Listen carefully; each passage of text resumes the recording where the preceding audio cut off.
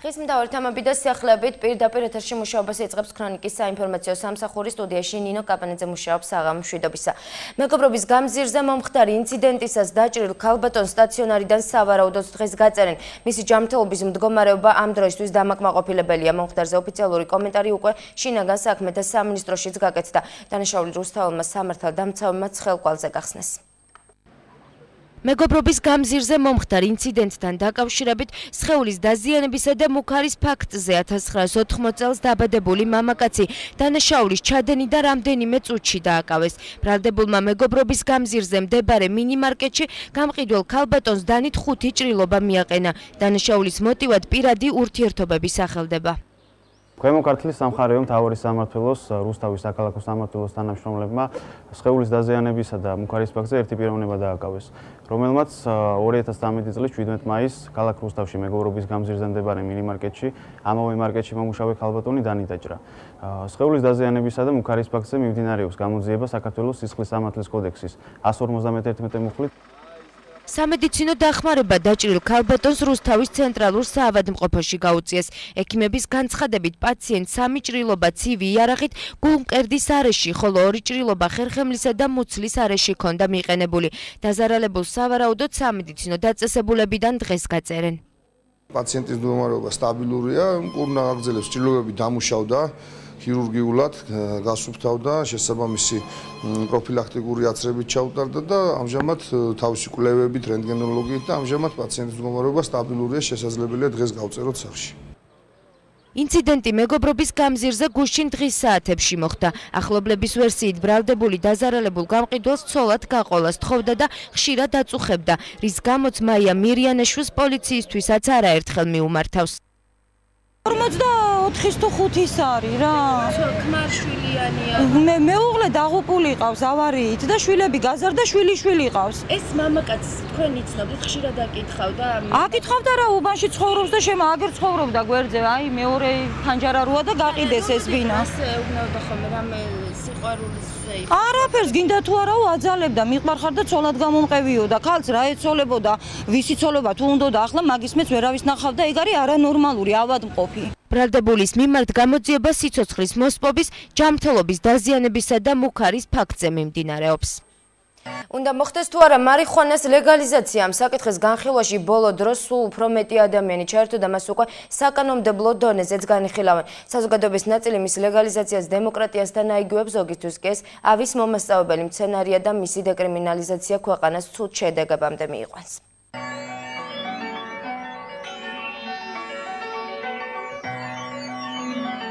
ეს უბრალო ერთი შეხედვით შეუმჩნეველი მცენარე უკვე საუკუნეების მანძილზე არაერთხელ გამხდარა კამათისა და სკანდალის მიზეზი. მარიხუანას ლეგალიზაციას ჰყავს როგორც მომხრეები, ასევე მოწინააღმდეგეები. ორივე მხარეს კი თავისი მყარი არგუმენტები გააჩნია. მათ მოლოდინებთან დაკავშირებით ცოტა ხნის წინ ოფიციალური კომენტარებიც გაკეთდა.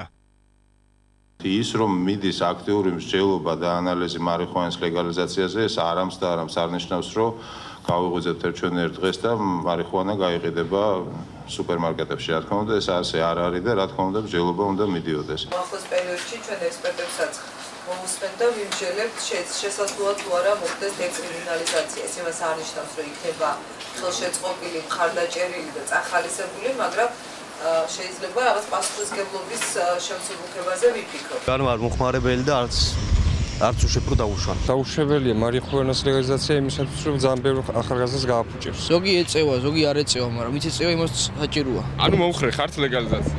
კი. უნდა იყოს მარიხუანა ლეგალიზებული საქართველოში? არა. ყველას ვფიქრობ. არჩეულებრივი იქნება. რატო?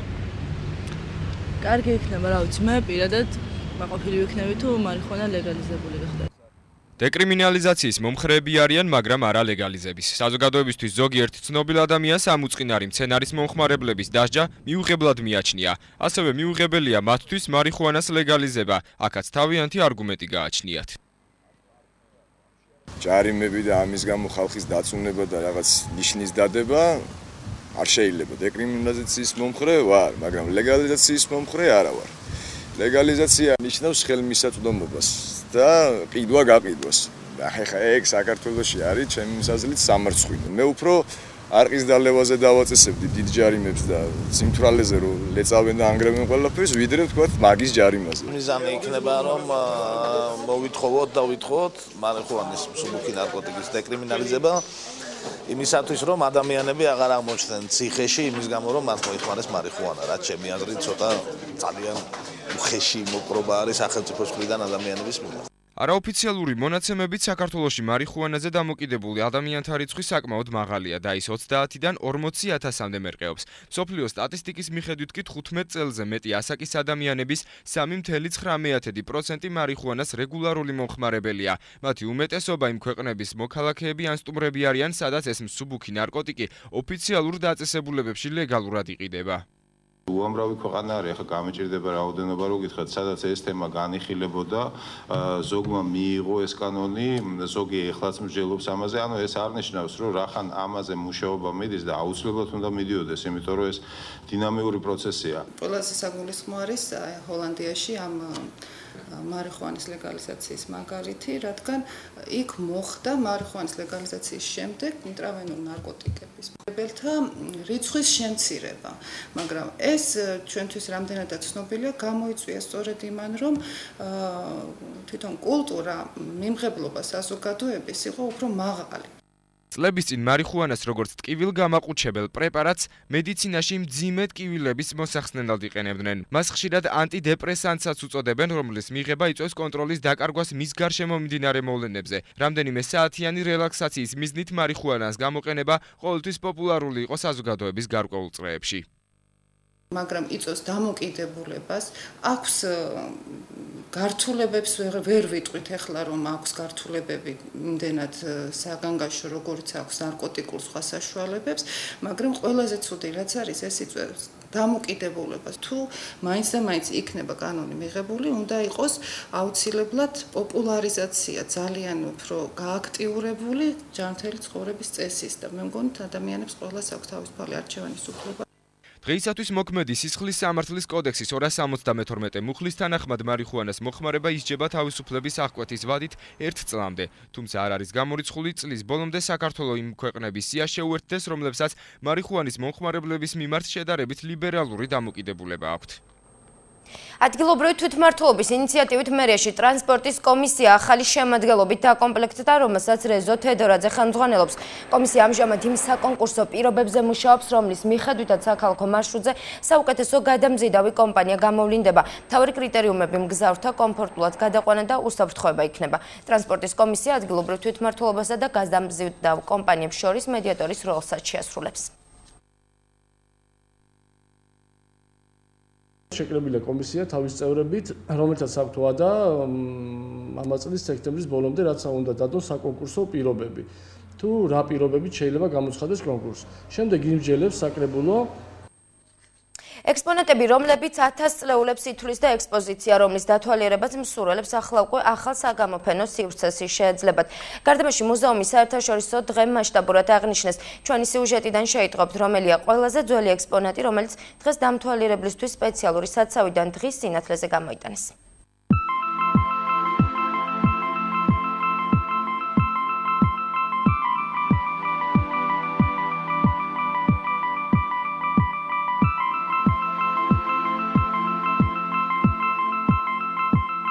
ჩვენ წელთ აღრიცხვამდე მერვე საუკუნით დათარიღებული ამ ექსპონატის ნახვა გარდაბნის ცენტრალურ მუზეუმში 2 კვირის განმავლობაში ნებისმიერ მნახველს შეეძლება. უნიკალური მასალების ახალი ექსპოზიცია მუზეუმების საერთაშორისო დღესთან დაკავშირებით გარდაბნის კულტურის ცენტრში დღეს გაიხსნა.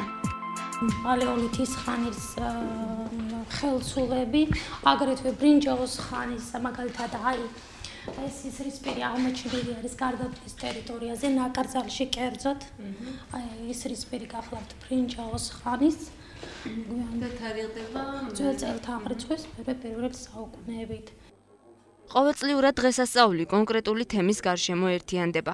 ეწყობა სამეცნიერო კონფერენციები და სხვადასხვა ღონისძიებები. დღესვე ცნობილი გახდა, რომ გარდაბნის მუზეუმს უახლოეს მომავალში ახალი შენობა და საგამოფენო დარბაზი ექნება. წელს ახალ პირობებში, ახალწლების პირობებში ეს ღონისძიება გაფართოვდა, მიეცა დიდი ფართო მასშტაბი და დაიგეგმა გაერთიანებული სამეცნიერო კონფერენცია. აი აქ არის ქვემო ქართლის და განსაკუთრებით გარდაბნის რაიონის ისტორიული ეპიზოდები. ჩვენ ვეცდებით, რომ ახალი მუზეუმის შენობა ავაშენოთ ჩვენი მეგობრების მხარდაჭერით. მუზეუმი ანუ მუზათა ტაძარი. მას რომაელმა ორატორმა მარკ ციცერონმა ჯერ კიდევ 2000 წლის წინ ჩაუყარა საფუძველი და დღემდე ერთადერთი დაწესებულებაა, რომლისთვისაც დროს მხოლოდ სიკეთე მოაქვს. ექსპონატების დათვალიერების საშუალებები ყოველწლიურად იხვეწება, მაგრამ უცვლელია თავად მუზეუმების მნიშვნელობა, რადგან ისინი წარსულის მეშვეობით მომავალს ქმნიან. ეს არის უმნიშვნელოვანესი ქართული კულტურის კერა, მე ვიტყოდი ამ რეგიონში მით უმეტეს ქვემო ქართლი იყო ყოველთვის გამორჩეული საქართველოს ისტორიაში თავისი უხვი ისტორიული მოვლენებით. აქედან გამომდინარე, ას მუზეუმიც ემსახურება ჩვენ წარსულს, ჩვენს წარსულ ყოფას და ასახავს მაქსიმალურად ასახავს ამ პერიოდს. დღეს გარდაბნის მხარეთმცოდნეობის მუზეუმი ხსნის ახალ ექსპოზიციას, ახალი შენობა აქვთ მათ გამოყოფილი და მინდა მათაც მიულოცო ეს წარმატებული დღე და ახალი ექსპოზიცია.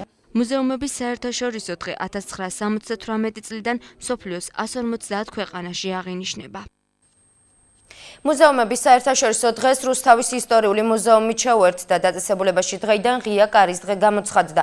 ნებისმიერ მსურველს მუზეუმში დაცული ექსპონატების დათვალიერება უფასოდ შეეძლება. 21 მაისს კი მუზეუმი რუსთაველი მხატვრების გამოფენას უმასპინძლებს, რომელიც 15 საათზე გაიხსნება.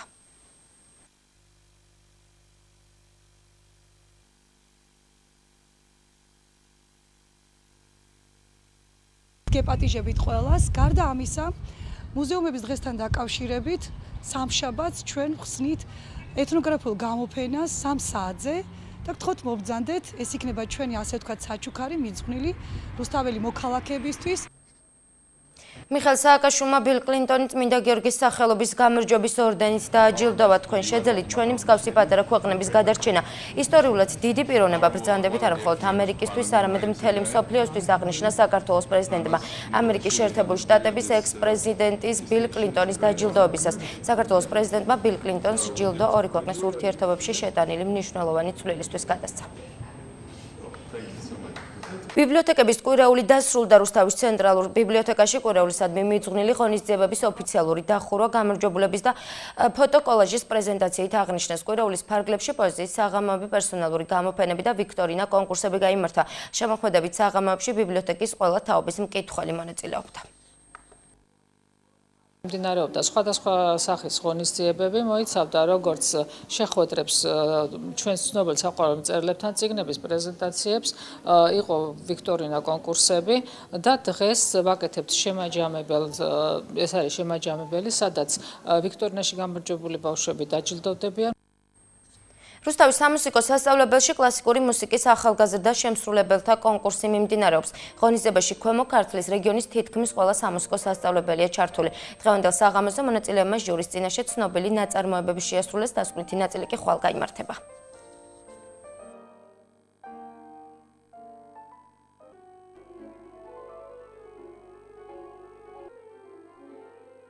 ყოველი ახალი კონკურსი უფრო მაღალ დონეზე მიდის ძალიან სასიამოვნო, კარგი, ბევრი კარგი ბავშვი. დიდი გამოცდილებას ვიძენ ამ კონკურსით. როგორც ყველა მონაწილე ცოტა ხელავ, მაგრამ კარგი განწყობა მაქვს და იმედია დამახმარება შესრულებაში. ძალიან მიყვარს მუსიკა, მიყვარს კონკურსებში მონაწილეობა და მე ჩემი ოცნება არის რომ გავხდე ცნობილი მუსიკოსი. კონკურსი უკვე გახდა რეგიონული მასშტაბის, ტარდება 2 წელიწადში ერთხელ. უამრავი მოსწავლე იღებს მონაწილეობას. ამ კონკურსში 200-მდე ბავშვი მონაწილეობს. მსგავსი კონკურსების როლი ძალიან დიდია კლასიკური მუსიკის პროპაგანდისთვის. რუსთავის თეატრი ხვალ იუმორისტული ფესტივალის ფინალურ შეხვედრას უმასპინძლებს. სკოლებს შორის ტიტულის მოსაპოვებლად ერთმანეთს მე-4, მე-15, 22 და 24 სკოლის გუნდები დაუპირისპირდებიან. ისინი ფინალური შეხვედრისთვის ერთ თვეზე მეტია ემზადებიან. პროექტის გამარჯვებულს გარდამავალ თასთან ერთად ფასიანი პრიზებიც გადაეცემა.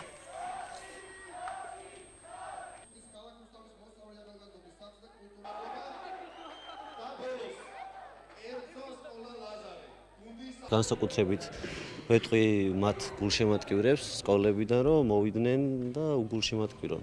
იქნება კარგი ფინალი, კარგი საჩუქრები, კარგი შოუ. ვარ მე-4 სკოლიდან და როგორც ისიც უკვე ჩვენი სკოლა ფინალში არის და გეგმავთ მხოლოდ და მხოლოდ წარმატებას, გამარჯვებას. რუსთავის მეტალურგმა საქართველოს ეროვნული საფეხბურთო ჩემპიონატი მე-7 ადგილზე დაასრულა უმაღლესი ლიგის ბოლო ტურში უმოტივაციოდ დარჩენილმა რუსთაველებმა ბათუმის დინამოს უმასპინძლეს. თამაში თანაბარ ვითარებაში წარიმართა ორივე კარტთან რამდენიმე სახიფათო მომენტი შეიქმნა. თამაშის მიწურულს ბათუმელებმა ანგარიშის გახსნა მოახერხეს, ალავიძის კარი ქორიძემ აიღო. ბათუმელი ფეხბურთელებისთვის მოგება საკმარისი არ აღმოჩნდა, ისინი ფოთის კოლხეთთან ერთად უმაღლეს ლიგას დაემშვიდობდნენ.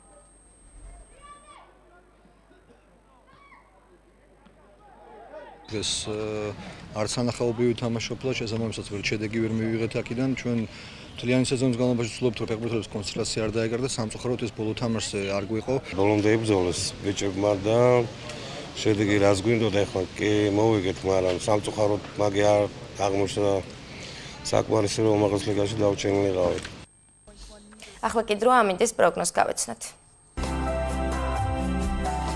წალკაში დღისით +21, ღამით +9 გრადუსია მოსალოდნელი, თეთრი წყაროში ჰარი დღისით 22 გრადუსამდე გათბება. დმანისში დღისით ასევე 22, ღამით +6 გრადუსი სითბო, ბოლნისში დღისით 27, ღამით 12 გრადუსია მოსალოდნელი. 26 გრადუსამდე გათბება ჰაერი მარნეულში, თბილისში დღისით ასევე 26, ღამით +15.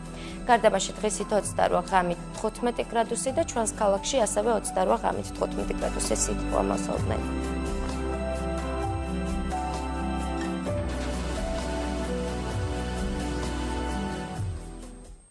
ასეთი იყო დღის მთავარი თემები და ქრონიკა ცხრის ნახევარზე. დიდი მადლობა ყურადღებისთვის. მე ზუსტად 4 შაბათამდე გემშვიდობებით ნახვამდის.